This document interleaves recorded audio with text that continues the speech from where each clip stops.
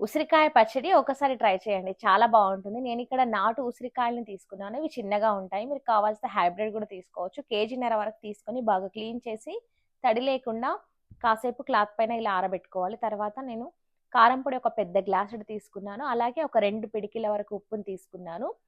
అరకప్పు నువ్వులు, అరకప్పు జీలకర్ర, అరకప్పు ఆవాలు, ఒక 2 స్పూన్ల వరకు మెంతులు, అరకప్పు ధనియాలు వీటన్నింటిని మిక్సీలో పౌడర్ చేసుకొని ఇలా మనం కారం పొడిలో వేసుకోవాలి. 5, 6 వెల్లుల్లి గడ్డలు దంచుకొని పెట్టుకున్నాను. అలాగే 1 స్పూన్ నువ్వులు, 1 స్పూన్ మెంతులు ఇవన్నీ కూడా పోపు గింజలు తీసుకొని అర కేజీ ఆయిల్ ఇలా కొద్దిగా వేడైన తర్వాత తాలింపు పెట్టేసుకోవాలి. నేనిక్కడ కారం పొడిలో ఒక 6, 7 నిమ్మకాయలని జ్యూస్ చేసి తీసుకుంటున్నాను. మీరు కావాల్సిన చింతపండు కూడా తీసుకోవచ్చు. తాలింపు పెట్టుకున్న ఆయిల్ చల్లారిన తర్వాత అంటే గోరువెచ్చగా అయిన తర్వాత ఈ మసాలా పొడిలో వేసి తర్వాత ఉసిరికాయలని వేసుకొని బాగా కలిపేసుకోవాలి. అంతేనండి టేస్టీగా